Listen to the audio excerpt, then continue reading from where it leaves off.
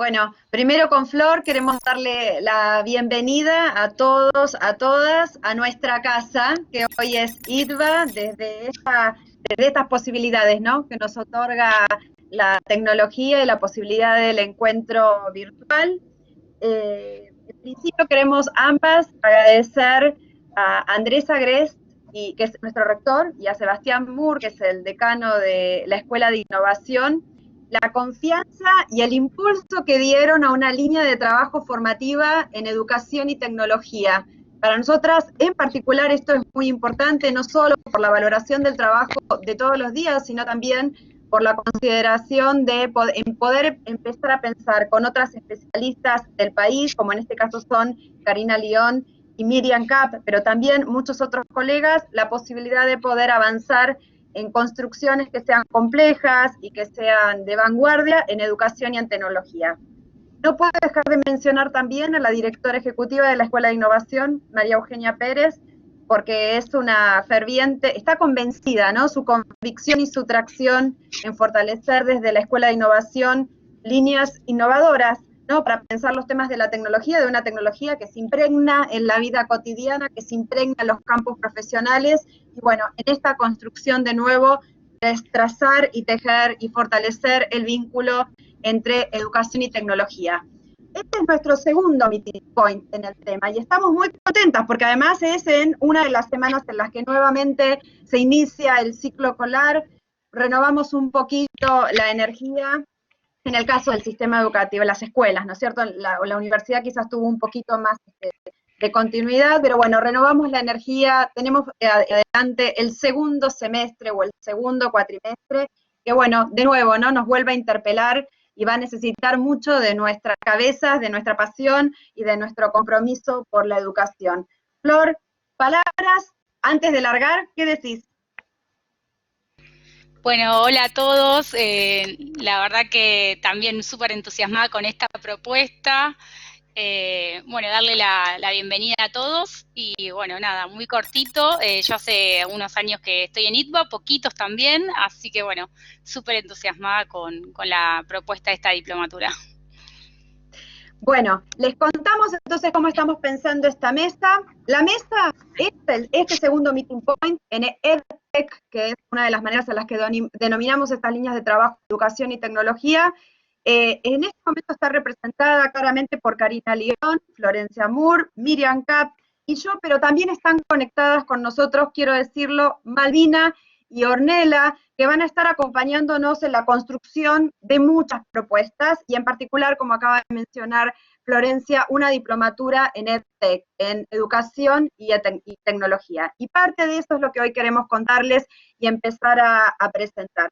Tanto los meeting points en esta línea como la diplomatura están intentando avanzar en construcciones que nos permiten revisar los escenarios contemporáneos y actuales que tienen que ver con el cambio cultural y educativo que estamos viviendo, la interpelación de la agenda y de nuestra actividad y de nuestras prácticas, y también la recuperación de los escenarios, ¿no?, y las escenas que empiezan a aparecer tanto de autor como de colectivos institucionales, que invitan a pensar la didáctica, las prácticas de enseñanza, las prácticas de evaluación, las instituciones educativas, el aula.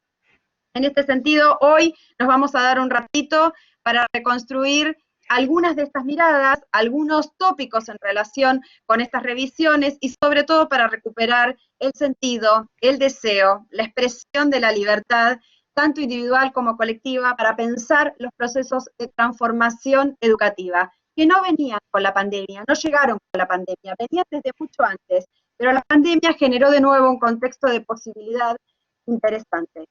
Algunas de las cuestiones, para empezar, que queremos enunciar tienen que ver con un libro de Edgar Morin, Manifiesto para cambiar la educación. Fíjense a dónde estamos yendo, ¿no? Y Edgar Morin hablaba de la complejidad, no sé si se acuerdan, Miriam, Cari, de la complejidad, de la incertidumbre, ¿no? Y uno lo planteaba como un tema, sí, de aceptación de esto que iba a suceder. Bueno, lo vivimos, lo traccionó el sistema educativo, y era una invitación a revisitar y recrear las prácticas educativas. Hoy nos encontramos en una necesidad no solo de revisar prácticas, sino también, y este es el guante que tomamos como equipo, de revisar las teorías.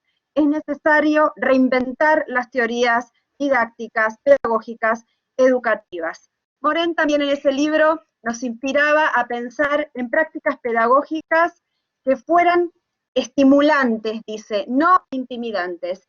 Y en este valor, en esta búsqueda, vamos a intentar tomar con nuevo vigor esta idea de una pedagogía estimulante para volver a capturar las relaciones entre la didáctica y las recreaciones, las transformaciones digitales, los procesos de cambio institucional y también la construcción del oficio docente.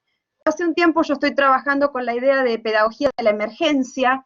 Para mí esta idea de pedagogía de la emergencia de alguna manera puede ser interpretada de distintas maneras. Una evidente tiene que ver con lo urgente, con lo inesperado, con lo que sucede, con lo que aparece, y otro tiene que ver con aquello que empieza a crecer, aquello que emerge justamente, ¿no? Aquello que se asoma, pero se asoma con tanta fuerza que permite generar algún tipo de instalación y de vanguardia en esa transformación. Ese primer rasgo, esa primera manera de pensar la emergencia, nos llevan a una idea clásica de la pedagogía, que es la contextualización de la práctica, entender los escenarios de recreación en el marco de contextos reales, y esos contextos reales tienen que ver con sujetos culturales específicos, con aquellos que estamos trabajando. Fíjense, no hay nada novedoso, ¿no? Pero vuelve a tomar cierto vigor la necesidad de revisitar las condiciones de las prácticas pedagógicas y de su recreación. La segunda manifestación o referencia a la idea de emergencia nos lleva a pensar en aquello que surge, nos lleva a pensar en procesos de innovación, de cambio, de hackeo, de transformación. En este sentido, la recuperación de la fuerza de la experimentación y del sentido, de la construcción de propuestas que tengan sentido en el marco del contexto actual. En este marco, esta idea de pedagogías de la emergencia nos invita a pensar en las instituciones educativas, en los procesos colectivos que se construyen para poder afrontar soluciones, y quisiera recuperar 4 o 5 rasgos de lo que está sucediendo en términos actuales para inspirar procesos de cambio cultural e institucional educativo. El primero es la libre circulación de ideas y de experiencias que se viene dando en este último tiempo. Y ideas y de experiencias que, más allá de los likes y de la popularidad, lo que permite es que las personas creen, experimenten. Hay un contexto y condiciones para generar experimentación en didáctica. Y de nuevo, no es solo un problema de la práctica, ahora es un problema de la teoría también. La confianza en lo que las personas de manera individual y los colectivos pueden hacer, las posibilidades que se pueden crear a partir de una identificación compleja de problemas y de situaciones. El uso de la reconstrucción interpretativa, la reflexión crítica, para poder valorar ideas, implementaciones y proyectos. La preocupación por nuestro estudiantado, la preocupación por el bienestar, la preocupación por el otro. Y en este sentido, y como última idea, quiero traer con fuerza en esta revisión de las vanguardias educativas y de las posibilidades que ofrece la tecnología y la educación, la idea de que el aula, no importa en su modalidad, ¿no? El aula es un lugar en donde vale la pena estar, es un lugar que vale la pena vivir. Y en este escenario, esta invitación tiene que ver con esa construcción de condiciones que cobijen, ¿no? Estos, no solo los procesos de transformación, sino las personas que generan transformaciones. Nosotros entendemos que esto está hackeando, que está poniendo en evidencia a veces algunas costuras, decimos, y en otros lados decimos una invitación fuerte a procesos de experimentación y de cambio, y que son varias las dimensiones que se están viendo en cuestión. En este libro, ya te voy a dar la palabra a vos, Aprendizaje y Tecnología, es el último libro de Karina León. Karina, una de las cuestiones que plantea es una problematización de la idea de aprendizaje hoy. Y toma algunos rasgos, no solo algunos escenarios, para pensar los desafíos de aprender y de conocer en un mundo algorítmico. Cari, ¿cuáles son algunos de estos rasgos que necesitamos considerar? Bueno, primero muchas gracias a escuchando. Voy a nombrar solo 3 pero estos tres me parece que sintetizan algunos de esos rasgos, ¿no? Que también son aprendizajes emergentes, tomando esta idea de aprendizajes que emergen, ¿no? De configuraciones nuevas. Y estos rasgos no son tampoco producto de la pandemia, sino que vienen desplegándose en los últimos años. Quiero dar solo tres, pero pensémoslos en profundidad. Por un lado, y esto lo toma Barico, pero yo lo recupero, la simplificación de las mediaciones. Si hay alguien grande, no voy a decir viejo o vieja, si hay alguien grande como yo, recordará que en algún momento existía el DOS, el WordPerfect y otras cosas. Cuando uno trabajaba con el DOS, tenía que poner un comando, tenía que hacer algo. No implicaba que uno comprendiera lo que estaba detrás, ¿no? De ese código binario, pero implicaba que uno hacía una acción y de alguna manera la computadora reaccionaba, ¿no? A esa acción. ¿Qué fue pasando en los últimos años? Que las tecnologías tienen interfaces cada vez más sencillas. A un clic yo ya accedo, no entiendo esa interfase, pero yo hago clic y ocurre algo. Y ese algo que ocurre, de alguna manera, fue borrando esas mediaciones. Por simplificar la mediación, lo que hizo es dejar de transparentar de construcción del conocimiento. Y esto es interesante, porque en realidad lo que nosotros tenemos que hacer como educadores, sea el nivel en el que estemos, es transparentar, lo que hacen es justamente convertir la información en conocimiento, están muy opacos y la tecnología lo fue opacando. Entonces, uno de esos rasgos tiene que ver con la simplificación de las mediaciones, que yo digo tiene consecuencias cognitivas, porque esta simplificación de las mediaciones lo que borra, lo que hace opaco, es el propio proceso de construcción del conocimiento. Junto con eso, hay otro rasgo que también es complejo y que también tiene que ver con Internet de los últimos años, ¿no? Con los algoritmos, pero con otros rasgos también. Internet tiende a ser asociativa. ¿Esto qué es? En realidad, Internet no trabaja con un concepto de jerarquización de la información. La información es toda igual y en alguna medida los links o los enlaces son arbitrarios y puestos por programadores.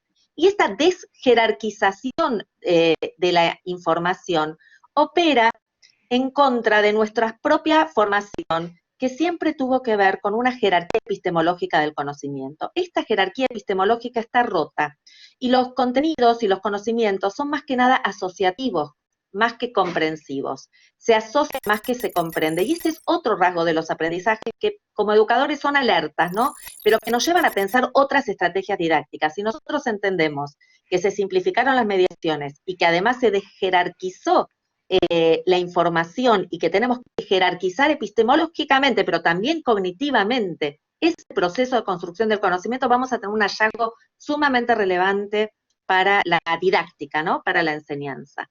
Y el último rasgo tiene que ver con un aprendizaje que lo tomo en el libro, justo a tiempo y pluricontextualizado. Esto también es la ruptura de la idea de que solo se aprende en un espacio, porque las tecnologías hoy ubicuas, aún con la inteligencia artificial y con todos los riesgos que tienen en alguna medida y que son para una charla más en profundidad, pero han roto esta idea de que se aprende en un solo lugar. Hoy la ubicuidad lo que permite es un aprendizaje pluricontextualizado y justo a tiempo. ¿Qué quiere decir justo a tiempo? Es cuando lo necesito, cuando se me hace posible de ser aprendido. No es en cualquier momento. Vieron que uno cuando enseñaba siempre tenía esa idea de que uno enseñó y el alumno aprendió. Hace rato rompimos esta sociedad, ¿no? Entre enseñanza y aprendizaje, pero hoy tiene una variante más. Y es que el estudiante, la estudiante aprende justo a tiempo cuando esa información la necesita, y ese justo a tiempo lo tiene gracias al acceso de la tecnología. Simplificación de las mediaciones, desjerarquización y conocimiento asociativo o aprendizaje asociativo más que comprensivo, aprendizaje justo a tiempo y pluricontextualizado, algunos de los rasgos que nos permiten entender cómo se aprende hoy. Y si no entendemos cómo se aprende hoy, más difícil va a ser enseñar consecuentemente. Gracias, Cari. Y nos dejás casi el tema para pensar en términos del aula, ¿no? Porque muchas de estas cuestiones invitan a pensar el aula, invitan a pensar las instituciones, no importa de qué nivel ni de qué campo disciplinar, pero también se instala esta idea de que absolutamente todo cambió. Miriam, todo cambió, digo, ¿qué pasa con estas demandas desde la perspectiva de las propuestas de la enseñanza? ¿Qué es lo que cambió? ¿Qué es lo que no? ¿Qué es lo que debemos transformar inspirados en todo esto y en esta comprensión de los procesos del conocer y lo que no? Pero gracias por todo, gracias por la invitación. Voy a tomar el guante de Karina en principio respecto de los aprendizajes que cambiaron y quiero decir esto, ¿no? Si entendemos que nuestros estudiantes cambiaron sus modos de apropiación del conocimiento, entonces tenemos que pensar modos diferentes de enseñar. De ahí en más puedo empezar a pensar qué cambió, qué no cambió, cuáles fueron las transformaciones. En este tiempo de pandemia, en este tiempo de distanciamiento social, las transformaciones fueron profundas, pero en realidad lo que hicieron fue profundizar algunas cuestiones que ya estaban instaladas en el marco de las instituciones educativas. Hoy no podemos saber con certeza cuál va a ser el impacto que tiene este distanciamiento en las prácticas docentes, pero sí sabemos que hubo muchos cambios en este tiempo. Así hoy retomaban algunos autores que a mí me gustaría también reconceptualizar, mencionar tres que hacen combinación y engranaje con lo que estaban diciendo. Por un lado, estamos pensando en tres categorías desde la didáctica: las mutaciones didácticas, por un lado, una didáctica transmedia, por otro, y finalmente las fusiones que se pueden hacer entre estas dos categorías previas. Yo les decía, tengo tres grandes categorías sobre las que vengo trabajando desde hace un tiempo en el marco de la investigación y de la cátedra, que es, por un lado, la idea de mutaciones didácticas, por otro lado, la idea de una didáctica transmedia, y finalmente, en la combinación de ambas, las fusiones. ¿De dónde salen estas conceptualizaciones? Bueno, ahí retomo los autores que ustedes trajeron a colación. Barico, por un lado, en The Game, pero también en Los Bárbaros. Morin, cuando habla sobre las tendencias, y también Serres, cuando nos habla sobre las metamorfosis. En esa combinación de autores y otros más, aparecen estas tres grandes categorías. Lo que yo quería decir es que no se cambió todo, se transformó todo. Hay muchas transformaciones que están en proceso, y hay muchas transformaciones sobre las que no vamos a poder dar cuenta nosotros en este momento. Vos me preguntabas hace un segundo qué cosas deberían quedar, qué cosas deberían perdurar, qué cosas deberían cambiar. Yo creo que tendríamos que reconvertir la pregunta y llevarla a las condiciones de posibilidad de que cambien. Entonces, no es solo lo que debería, sino lo que sea posible en cada institución cambiar. ¿Qué cosas van a perdurar? Supongo, es una intuición. ¿Vamos a cambiar a los docentes por máquinas? No. ¿Vamos a cambiar la presencialidad por distancia? No. ¿Vamos a cambiar la necesidad de los vínculos, de tocarnos y de abrazarnos? No, esas cosas van a perdurar, pero seguramente van a perdurar en su transformación, también mediadas por este tiempo de pandemia. Todos aprendimos interpelados por las tecnologías y en este proceso de aprendizaje experimentamos. Y experimentamos mucho y tomamos riesgos y cambiamos los modos de enseñar, utilizamos recursos y mediaciones y plataformas que desconocíamos. Cambiamos los modos de vincularnos con los estudiantes y también cambiamos los modos de vincularnos con nuestros colegas. Cambiamos los modos de vincularnos con el conocimiento. Yo creo que esto, en el fondo, no es que la reverberancia de algo que venía, pero que va a tener un fuerte impacto luego en las aulas. ¿Qué podemos hacer? ¿Qué es lo que nos queda ahora? Nos queda seguir experimentando, incluso a la vuelta. Nos queda producir hibridaciones y fusiones. Hibridaciones donde podamos apropiarnos del potencial que tienen las plataformas, que podamos romper con la linealidad de la transmisión, que podamos crear espacios de participación, de colaboración con colegas, pero también junto a nuestros estudiantes. Esta posibilidad de romper la barrera del tiempo y del espacio, provocando a la vuelta también encuentros con algo que no está presente, por lo menos no presente físicamente. Hagamos presente y traigamos aquello que está distante. En ese punto, por eso es tan significativa tu pregunta, a mí me parece que algunas cosas deberían cambiar. Por ejemplo, la arquitectura del aula. Tendríamos que empezar a pensar arquitecturas móviles, tendríamos que pensar arquitecturas en donde la fluidez, siempre centradas en la cuestión pedagógica, ¿verdad? Pero donde la fluidez del conocimiento circule con menos rigidez.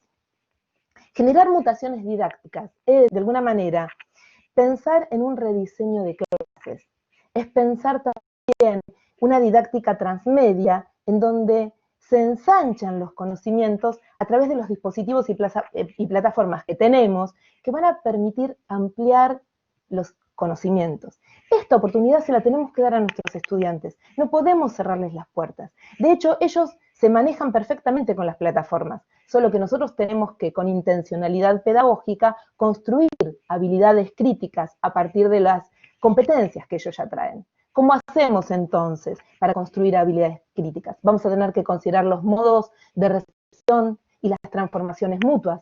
Vamos a tener que pensar en planos superpuestos que se yuxtaponen y crecen. Yo creo que tendríamos que empezar a abrir las puertas a la participación, a diferentes modos de encontrarnos.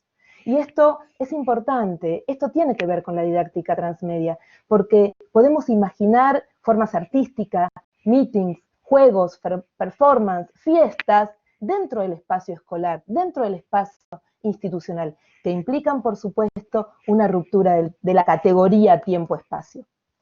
Si empezamos a pensar en esta línea, vamos a crear obras colaborativas, vamos a empezar a imaginar dispositivos de exposición, análisis y reflexiones que no se agoten en el contenido en sí mismo, sino que complejicen el conocimiento que nosotros queremos enseñar de manera transversal e interdisciplinaria. Si nosotros logramos construir significaciones colectivas y tomamos riesgos, vamos a rehabilitar, sin dudas, el espacio de experimentación. Y entre esto que vos decías, lo que emerge también gracias a las tecnologías, pero emerge fundamentalmente porque tenemos una predisposición y una permeabilidad a que ello suceda. Entonces, ¿cómo podemos hacer para poder actualizar y hacer contemporáneas nuestras prácticas de enseñanza, que creo que es la pregunta? En principio, pensar que nosotros, en el marco de nuestras prácticas de enseñanza, debemos hacer presentes las voces de nuestros estudiantes. Debemos lograr reconvertir estas voces en algo interesante y productivo. En algo productivo en el sentido de la elaboración de una obra. Y de ahí tratar, de alguna manera, volver a retomar esto que Barico decía en este libro que vos mencionabas, volver a retomar y estimular las revoluciones mentales. Tal vez mucho más que otro tipo de revoluciones. Y con esto yo creo que podría cerrar la cuestión de las fusiones. Con dos palabras. Vamos a armar un collage, vamos a fusionar, pero también vamos a armar un decollage, en el sentido de vamos a despegar hacia otras oportunidades. Gracias, Mini. Ahora, por supuesto, después vamos a tener un ratito para volver sobre alguna de las ideas que cada una está intentando plantear. Así que hay un espacio después para poder recuperar preguntas y todo lo que quieran. Flor, nos vamos a meter en un tema que nunca nos queremos meter, pobre Florencia, la evaluación, pero es uno de los temas que claramente habla de nosotros como educadores y claramente permea nuestro oficio y las instituciones. La evaluación es un tema súper complejo y hoy, además, se vuelve a vigorizar la discusión en relación a si existe una evaluación específica en el marco de la distancia y de la virtualidad, o si hay consideraciones especiales que tenemos que tener en cuenta. Florencia, ¿cómo pensamos estos temas? Hola Vero, bueno, muchas gracias, hola a todos. Bueno, la realidad es que sí, me tocó un tema sumamente complejo, controversial, que bueno, es foco y ha sido foco de muchos debates, pero bueno, creo que los entornos virtuales constituyen un espacio que está lleno de oportunidades para que los docentes diseñen e implementen prácticas evaluativas distintas, que actúen de puente entre los procesos de enseñanza y aprendizaje, entendiéndolos como parte de un recorrido y no como procesos separados y como la evaluación escindida, que va en línea con los nuevos enfoques de la evaluación y el nuevo paradigma dentro de lo que es el campo de la evaluación educativa. En la virtualidad se genera cierta ruptura con esta idea de la evaluación entendida como examen, como parcial, que tiene lugar al final o al finalizar las materias, que es homogénea, y cuyo foco está puesto en los resultados y en asignar una calificación. en la virtualidad adquiere mucha más fuerza y protagonismo una evaluación que tiene lugar durante el transcurso o el desarrollo de las propuestas didácticas digitales, en línea, digamos, con aquellas actividades y procesos cognitivos que se fueron mencionando, con el tipo de actividades que se desarrollan tanto, pueden ser a través de juegos, proyectos, simulaciones, bueno, y toda la variedad que fue anteriormente mencionada, y también en línea con los procesos cognitivos que se plantean. Bueno, y en general, ¿en qué consiste? Consiste en un proceso de intervención que es metódico, es decir, que está planificado, que no es azaroso, que es instrumentado, se realiza a través de algún tipo de instrumento, que es frecuente, es constante, pero también personalizado, ¿no? Se piensa para cada alumno y cuya intención consiste en recuperar aquellas evidencias de aprendizaje, evidencias empíricas sobre los logros y avances que vienen realizando los estudiantes en sus distintas experiencias educativas. Y en función de ello, bueno, para plantear acciones y tomar decisiones al respecto. En estos entornos el estudiante adquiere un rol protagónico, que es un poco lo que decían antes. ¿Y qué características tiene? Bueno, que se realiza a través de comentarios, preguntas orientadoras, devoluciones, y en el cual, si el feedback es adecuado, debería funcionar como un espejo en el que cada estudiante pueda ver reflejado con claridad el desempeño alcanzado. Eso es lo que dice un autor que se llama Wiggins, que es muy conocido dentro del ámbito de la evaluación. Tiene que ser descriptivo y no valorativo, no en términos de consejos. Y bueno, las nuevas tendencias, una autora que es Rebeca Nijovic habla de interacciones dialogadas formativas y habla de la importancia de reflexionar sobre qué y cómo aprendió, pero en vistas a pensar a futuro en los nuevos desempeños que realicen los estudiantes. Bueno, y estas prácticas de evaluación también es importante que se puedan realizar entre pares, que es lo que se denomina como la coevaluación, o también puede ser en forma individual y poniendo en juego la metacognición a través de autoevaluaciones.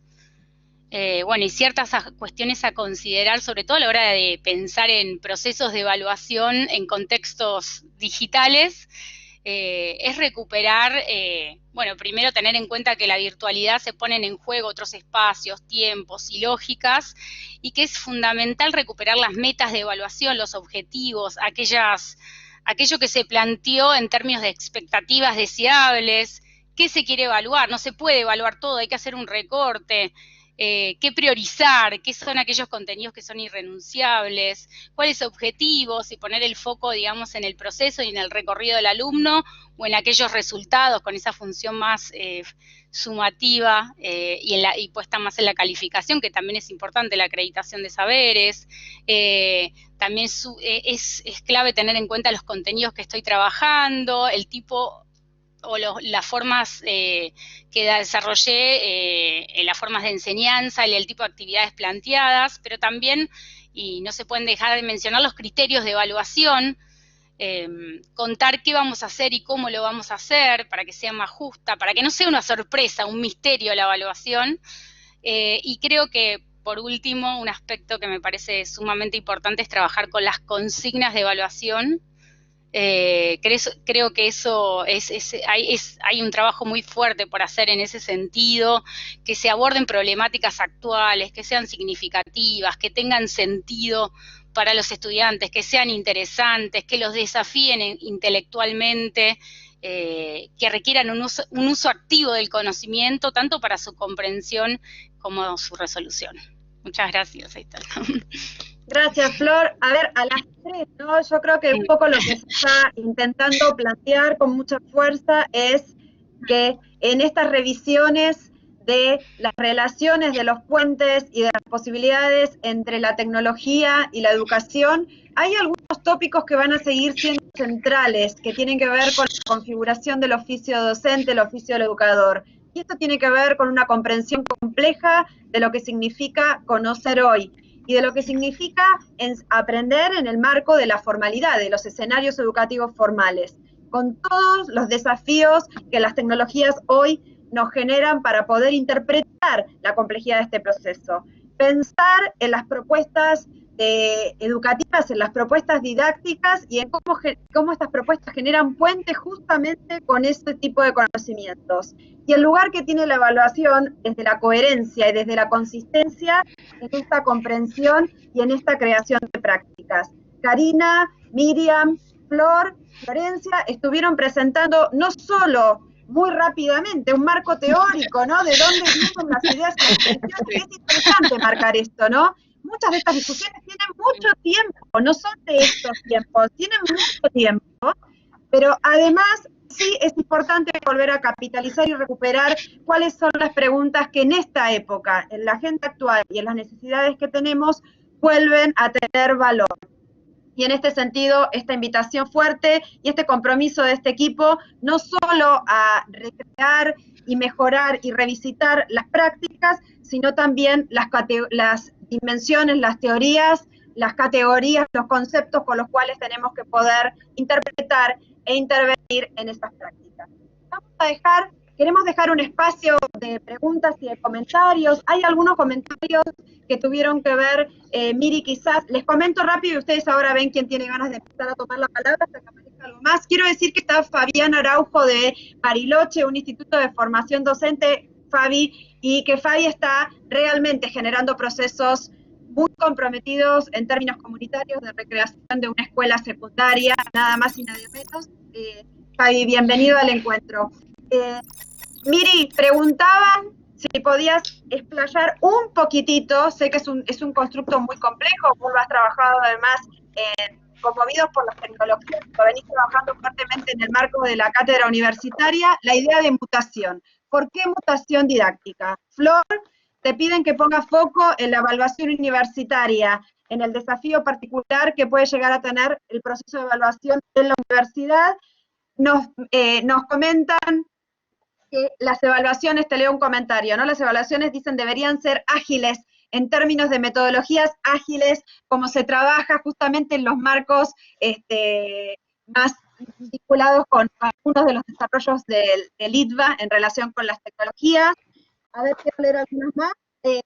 Carla pregunta si existen, cómo podemos mejorar los instrumentos de evaluación para evitar la copia y la desconfianza del profesor. Creo que ahí están poniendo foco fundamentalmente en la idea de evaluación universitaria. Otra pregunta, bueno, a ver, les dejo 2 minutos y ahora retomo porque hay más preguntas. ¿Quién quiere tomar? Bueno, yo explico brevemente, muy brevemente, porque me llevaría 6 años más o menos lo que me llevó construir la categoría, explicarla. Pero en realidad voy a empezar por una cuestión que no tiene que ver con lo pedagógico, que es el concepto de mutación.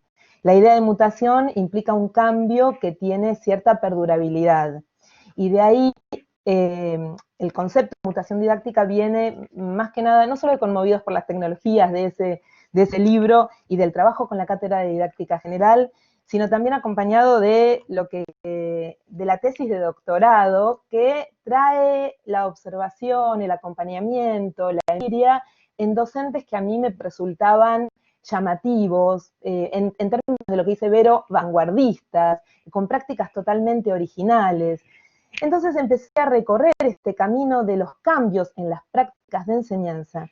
Y dentro de la categoría de la didáctica es necesario un proceso de reflexión acerca de las prácticas de la enseñanza y comencé a percibir que algunas prácticas cambiaban, pero eran solamente emergentes y se apagaban, eran como un fósforo que se encendía y se apagaba repentinamente. Prácticas que eran originales, que eran muy buenas, que despertaban las cogniciones, pero que sin embargo no tenían perdurabilidad.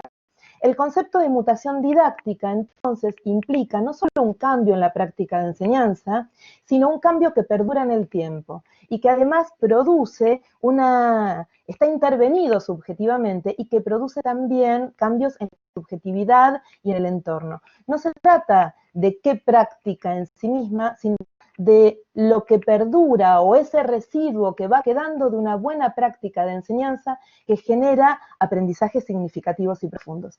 Entonces, haciendo una síntesis, la mutación práctica es un cambio en una práctica de enseñanza que perdura más allá de ese docente y que tiene reverberancias en el colectivo docente. Gracias, Miri, gracias. Flor, nos metemos un poquito de nuevo en evaluación. Sí, bueno, un poco pensando la pregunta de la evaluación en la universidad y cómo hacerlo más ágil, bueno, un poco lo que se estuvo viendo en este periodo es que muchos docentes lo que hacen es tratar de emular lo que hacían en la presencialidad y llevarlo a la virtualidad. Y un poco lo que dije es que, bueno, la virtualidad, los entornos virtuales tienen otra lógica, otros tiempos, otros espacios y se encuentran mediados por tecnologías, por lo tanto, las evaluaciones requieren adaptaciones, reformulaciones, para poder adaptarse a esos entornos y en términos de agilidad, tal vez se puede pensar los tiempos, pero hay que reconfigurar la evaluación y va en línea un poco con la otra pregunta de pensar bien las consignas. Yo siempre digo que menos es más, o sea, menos en el sentido de que hay una tendencia a querer incluir cantidad de preguntas o problemas o ejercicios dentro de lo que es las evaluaciones y a veces pensar y contextualizar determinados problemas, menor cantidad pero con mayor nivel de complejidad y profundidad, eso pone en juego otros procesos cognitivos de orden superior, más complejos, y esa sería un poco la manera de que también sean más ágiles, ¿no? Muchas veces se incluye como, por ejemplo, en un examen de choice una cantidad de preguntas que es interminable para el alumno y va en detrimento del aprendizaje también de ellos. Esa sería un poco. Y después me preguntaban de un autor, estoy tratando el chat, no sé por qué está como trabado y no me deja responder en el chat, pero... No, los que mencionaste, Flor. Sí, por eso, es Wiggins, que habla de Formative Assessment, después veo si puedo copiar el autor ahí, Rebecca Nijovic, que ella es la que habla sobre todo de retroalimentación, y también Pedro Ravela, bueno, son estos autores que hablan más de evaluación y sobre todo de los que fui mencionando en la exposición. Gracias, Flor. Cari, tengo una pregunta para vos. Vos este tema lo tomaste en tu libro, vuelvo a decir, libro que además vamos a trabajar en la diplomatura, no sé si se llega a ver. Nuevo, recién salido, Aprendizajes y Tecnologías, Habilidades del Presente y Proyecciones de Futuro. Nos preguntan sobre otros conocimientos, ¿no? Liliana, voy a leer literalmente el comentario y después lo vamos a estar trabajando. Liliana nos dice, apreciaría alguna reflexión sobre los nuevos contenidos tan necesarios para acompañar estas metodologías en el nuevo escenario, como inteligencia emocional, inteligencia de cambio, aprendizaje del error, etcétera.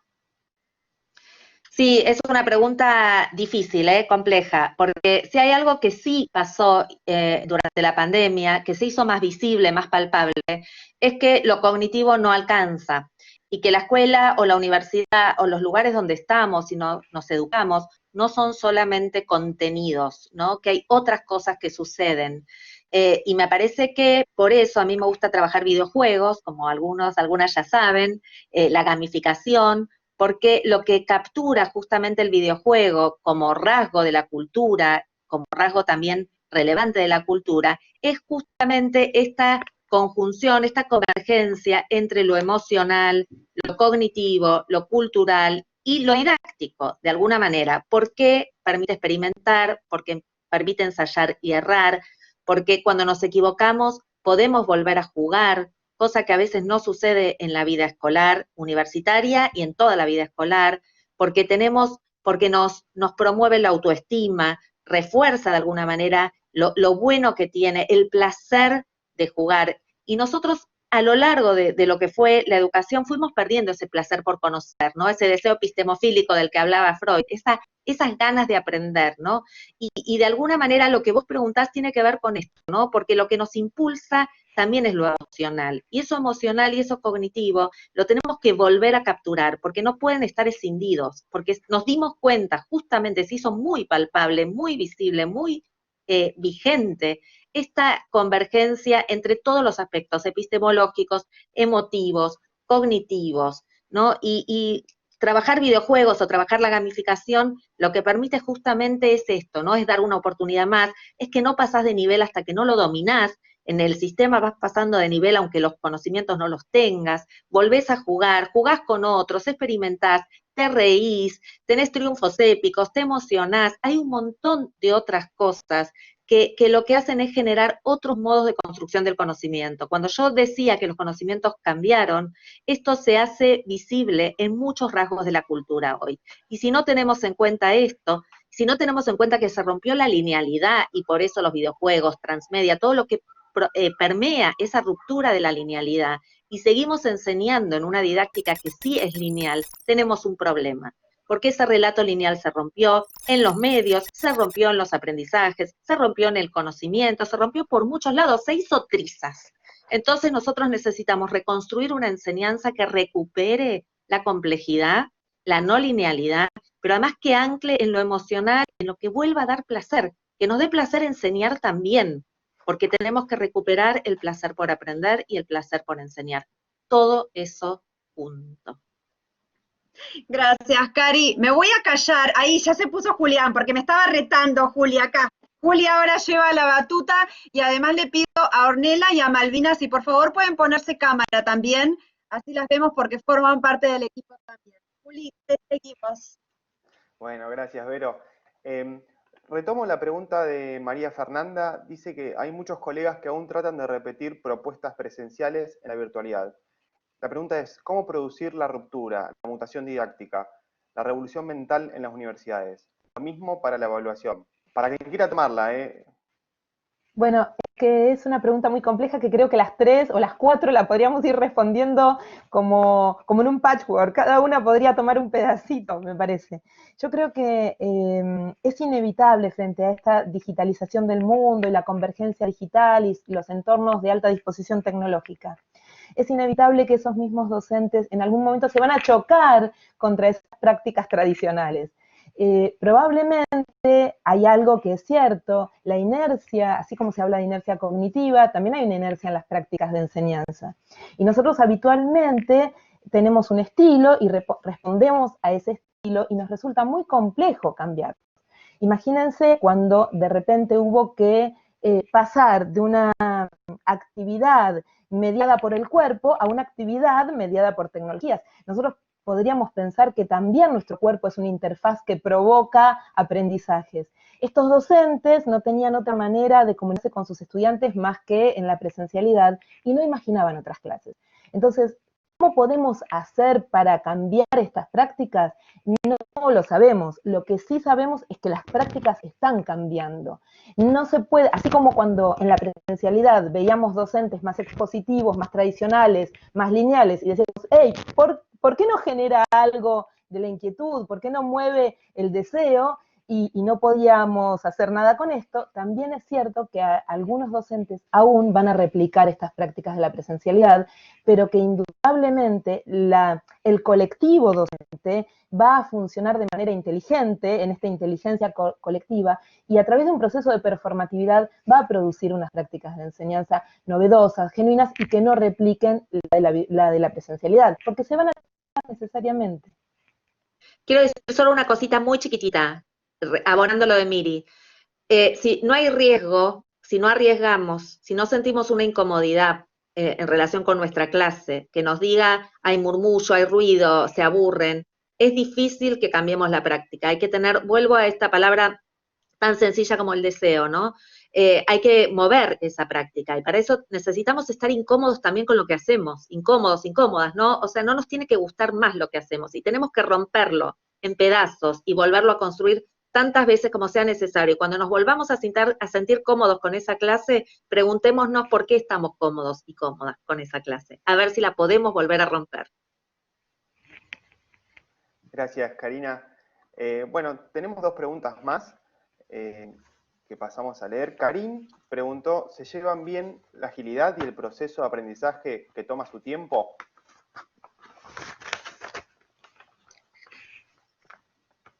Esto es para mí, pero pueden contestar todas. Voy a tomarlo de Miri. Cualquiera de esta mesa, bueno, Julián, no sé, podría contestar esa pregunta. ¿Qué pasa con los aprendizajes? El verdadero aprendizaje se da en el tiempo. Es lo que se llama transferencia lejana. Por eso hay algo erróneo también en la gradualidad del sistema, y perdón que hoy sea tan perturbadora en esta imagen, ¿no? Pero ¿cuántas veces pasamos de nivel, pasamos de grado, y en realidad entendimos algo 5 grados después? porque no es que es instantáneo el aprendizaje, muchas veces entendemos profundamente algo bastante después. Y es esta transferencia lejana o lo que Fulan llama aprendizaje profundo. ¿Cuántas cosas podemos contar con los dedos de la mano? Seguramente a quienes están acá aprendimos seriamente, aprendimos profundamente, aprendimos de verdad, y no son tantas. Entonces, cuando como docentes estamos empeñados a enseñar millones de ideas y millones de conceptos, pongámonos un alerta amarillo, ¿no? Y no rojo, de pensar, bueno, ¿cuánto de esto se está aprendiendo? Porque es cierto que los aprendizajes no son instantáneos y se dan en el tiempo y se dan con otros, con otras y muchas veces solos, solas. Y que se dan de múltiples maneras y por eso estimular múltiples formatos, múltiples trayectos. Vuelvo a los juegos, desafíos distintos para aprender, porque no todos aprendemos de la misma manera. Y eso también, por supuesto, y Flor lo puede decir también, tiene que ver con la evaluación. Como las formas de mostrar lo que aprendemos no son iguales, tampoco, no aprendemos de la misma manera, pero yo puedo mostrar que aprendí con un meme, y otro puede mostrar que aprendió con una historieta de Mafalda, intervenida y tuneada. Entonces, hay muchas formas de aprender, hay muchas formas de mostrar lo que se aprendió, y muchas veces aprendemos mucho tiempo después de que ha pasado el curso, la enseñanza, ¿no? No es esta linealidad que tenemos tan en la cabeza, ¿no?